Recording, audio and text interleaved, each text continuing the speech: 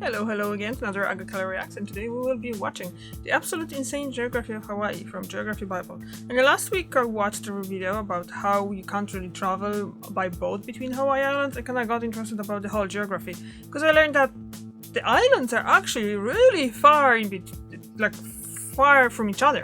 And I never thought about looking on the map, but obviously the scale there, I probably should have think about it, but well, no, I didn't. So I just jumped into it and just learned about the geography of Hawaii. I know they're top of the volcanoes, because that's the volcanic islands, but let's just go.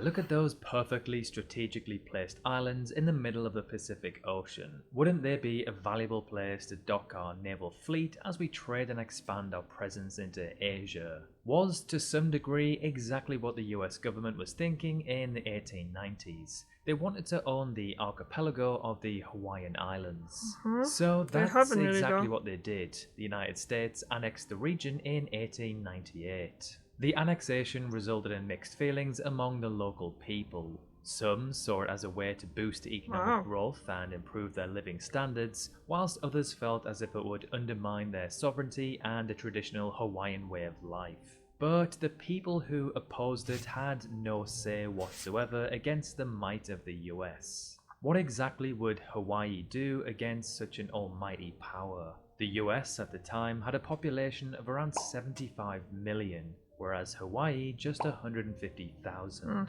61 years after the annexation, the territory officially became a US state, cementing itself as the 50th. This transition occurred after the results of a referendum by the people of Hawaii. But do you have any idea what percentage of voters voted in favour of becoming a US state? Maybe close to 50-50, maybe even 60-40? Well, no. The results were overwhelmingly in favour of becoming a US state, with some 93% of voters voting in favour. But oh, that was out already. Wow, that's quick. Okay, let's just I'm just kind of thinking that 60 few years after the annexation, so there would be a lot, I watched something else in regards of Hawaii here, quite a long time ago, and actually there was a reaction as well, and basically the history and culture of Hawaii was pretty much wiped out, isn't it? Historically speaking, they haven't really had much of Hawaii had their own language, and that was pretty much wiped, that they wouldn't be speaking that. They're just coming back now to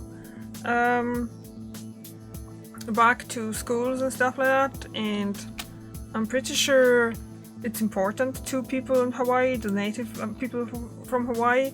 But the problem is as well, we know from the video from last week, that they'd say the cost of living there is sometimes just too much for native Hawaiians to be able to live, so they move. And just rich people from continental America moving there and buying the thing for a whole summer holidays house, isn't it? Okay, let's just go back to it, because the ad was actually pretty quick for once. And so let's just keep going.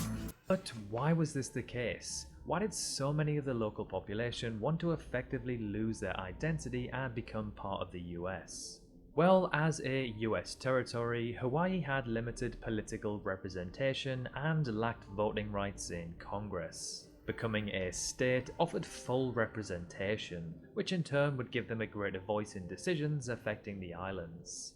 There were also many economic and quality of life improvements that would come with transitioning to a state, such as increased funding for infrastructure, education, and social services. Post-World War II, there was also a real sense of national unity. Hawaii was effectively already part of the US and contributed greatly, so becoming a state really sealed the unity between the two. Today, Hawaii has a population of around... actually, if you think about it, we actually kind of forget the fact that Hawaii is the moment, the Pearl Harbor, well, it's in Hawaii, it was attacked by Japan in 1941, isn't it? And so we're kind of coming up to the anniversary, in December. And we have to remember that I never really think about the fact that Hawaii wasn't a state back then. There's still something in my glasses, but no worries, guys. I'm getting new glasses soon, so yeah. I think it's a little chip I have those glasses for forever. So yeah. So anyway, so Hawaii wasn't a state then, but it was a territory of America. So when they got the Pearl Harbor was attacked, so obviously that the moment where America joined the Second War, and it's I keep forgetting about it, that they weren't even a state back then.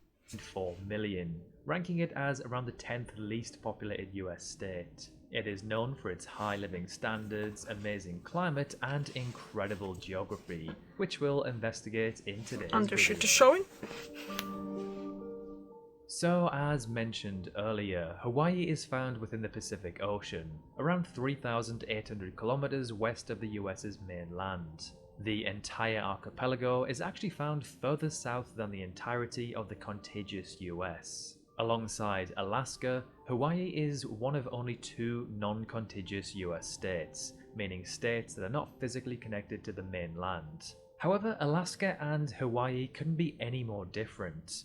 Hawaii is of course a small-ish tropical archipelago, whereas Alaska is a gigantic landmass with Arctic-like conditions. What's kind of interesting, which most people probably don't know, is that Alaska has many islands, far more than what is found in Hawaii. In total, there are just 137 islands across the Hawaiian archipelago, whereas Alaska has some 2,670, around 20 times more.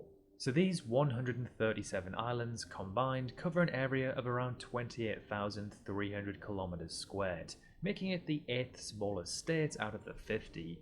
If Hawaii were its own independent country, it would rank as the 141st largest, larger than Equatorial Guinea but smaller than Albania.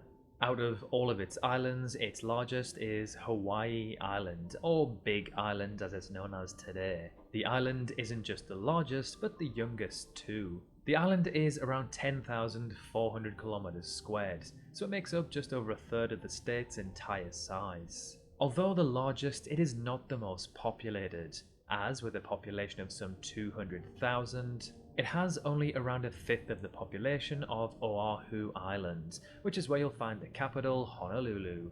So let's take a further look into where exactly Hawaii is found and how close it is to other landmasses and civilizations. So with the mainland US being some 3,800 kilometers away, it is obviously not the closest country to the archipelago.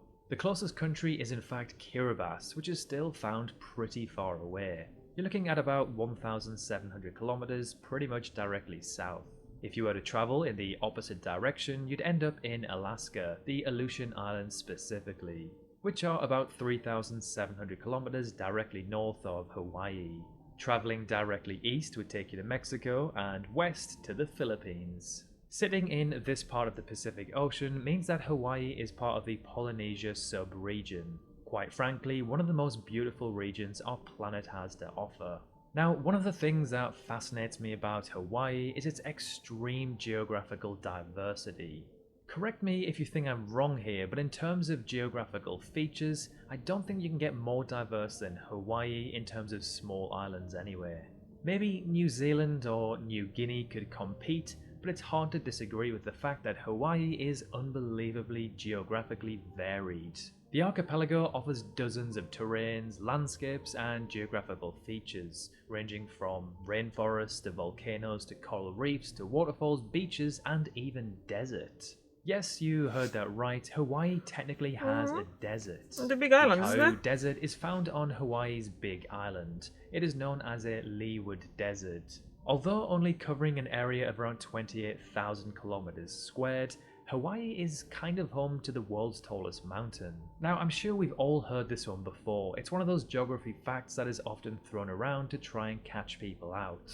By sea level measurements, of course, Mount Everest is the tallest mountain on Earth, standing some 8,849 meters above sea level. But when you measure the height of all mountains from base to tip, then Mauna Kea on Hawaii's Big Island is the tallest. The mountain is actually an inactive volcano, which is 4,207 meters above sea level. But when you include its base, which goes all the way down to the sea floor, then it stands over 10,000 meters tall. But how does this compare to our solar system's tallest mountain? No, not That's much. Olympus Mons, found Yeah. on Mars. Isn't Well, that- at 22,000 Yeah. meters, Mount Kia, as impressive as it is only 46% of the height of Olympus Mons. In fact, Olympus Mons is taller than Mount Kia and Everest combined, plus 3 Burj Khalifas. I'm finding interesting that the Mars is not that big of a planet compared to like. Oh wait, never mind. Because I just figured out that you can't really have mountains on Jupiter or Saturn because they're gas giants. So obviously, yeah, never mind. Forget it. Hawaii isn't just home to the US's tallest mountain by this measure, but also the country's tallest waterfall. So at around a 900 meter total drop, Oloupina Falls on the island of Molokai is the world's 4th tallest waterfall. For reference, the tallest by this measure is Angel Falls in Venezuela, which falls around 79 meters more.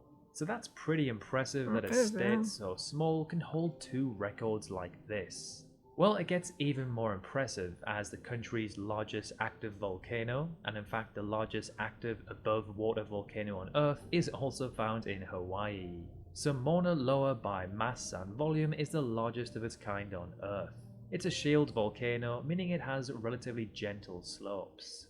The volcano isn't just the largest, but also known to be the most active large volcano on the planet, with estimates suggesting that it's been active for some 700,000 years. So I'm sure we've all heard of the Grand Canyon in Arizona, but have you heard of the Waimea Canyon in Hawaii? This canyon, understandably, is often referred to as the Grand Canyon of the Pacific. It is some 16 kilometers long and over 900 meters deep in some places, which produce incredible views like this. Another record that Hawaii sets, although not the most favorable of I never heard about that canyon. I don't know how, but it absolutely looks beautiful. And I've been in Grand Canyon, and that was amazing to interview, but I really liked that the fact that it's so much greenery in there as well. I know there's trees and stuff growing in Grand Canyon too, but I haven't been inside of Grand Canyon. Because you have to have like permits and stuff and be actually prepared for like, you know, hiking for long hours, and we were there for like our day trips. So yeah, that was... records is that it is the wettest state in the US. The island of Kauai in the north is said to be the wettest of the bunch, seeing some 450 inches of rainfall per year. That's around 10 times more than what New York City sees. This abundance of rainfall comes to no surprise as the archipelago sits within the tropics. The biggest benefit of seeing so much rain is that the islands are generally very green and lush in flora. Now, sticking with the theme of the region's climate, let's take a look at how it looks in terms of the Köppen climate classification. Look, there's even tundra in there. Most people would probably assume that the entire region would be classed as tropical or some form of variation close to that. However, the region actually sees many different types of climates, around 12 in total. So you've got rainforest climate, monsoon, desert and arid, as we spoke about earlier, and then you've even got climates like subpolar oceanic and even polar tundra at the very peaks of its subpolar oceanic though? I know what tundra is, but what subpolar oceanic is? I wonder. Let me just check now here. I'm gonna go from this and I'm gonna turn this on, and I'm just gonna open this up, and I'm just gonna get this on this side so I can actually see when it finishes. Subpolar oceanic. Subpolar oceanic.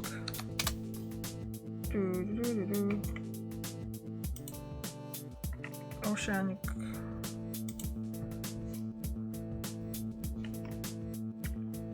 Okay, so the subpolar oceanic is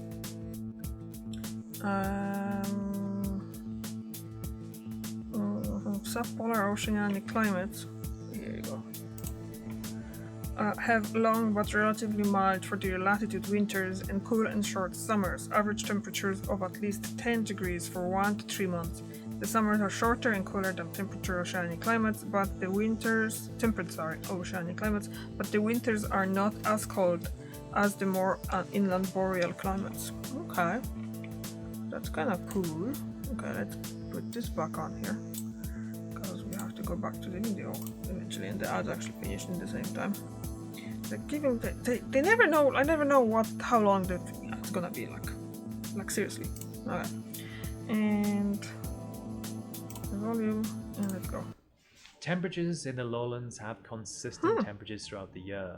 Honolulu's monthly temperature, for example, barely changes, which helps The to make it lowest such is a nice 18. livable place. Speaking of livable places, let's take a look at where Hawaii ranks in the Human Development Index for all US states. So the state ranks in a very impressive equal 7th place with a HDI score of 0.940, which is classed as very high. If Hawaii were its own independent country, it would rank 15th, the same as the UK and ever so slightly higher than New Zealand at the time of making this video. Now, due to its position not far from the equator, as just mentioned, its temperature variation is very low. In fact, the highest temperature ever recorded in the state was just 38.7 degrees Celsius. That's not that bad. Of course, that is still very hot. Yeah, However, but this is the same not the as hottest, the highest ever recorded temperature in the Arctic. And in 2022, London in the UK saw temperatures some 2 degrees Celsius higher. So I'm sure we all know about Hawaii's incredible white sand beaches. But did you know that the state also has black, red, and even green sand beaches? Well, the unique sand colours come from the island's volcanic origins. Red sand beaches are created by iron-rich volcanic minerals. Green sand beaches get their colour from olivine crystals within the lava, and black sand beaches are formed from basalt, a type of lava rock that's shattered into small grains. So of course we know that Hawaii is a very tropical volcanic island chain that spews out piping hot lava. But what if I was to tell you that there are actually ice caves on this island? And what's even crazier is that they are found within volcanoes. These caves are formed in lava tubes, where lava cools quickly and leaves behind empty spaces. If water seeps into these spaces and the conditions are cold enough, the water can freeze and create ice inside the caves. So, speaking of lava tubes, guess where you'll find the world's largest? That's right, in Hawaii. This lava tube, known as Kazumura Cave, is found on Big Island and has been measured at some 65 kilometers long and 1,100 meters deep, making it the longest and deepest lava tube on Earth.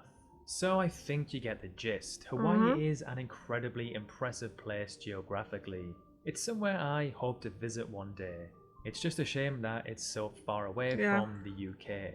From London, you're looking at over 31 hours of travel time, or 18 hours. Same for me. That will set you back over £2,300 you can take out for a single. 1 hour, I guess, because it's about an hour flight to London from here. And as always, thank you very much for watching. Yeah, that was cool. That was really cool. I never knew about the ice ones.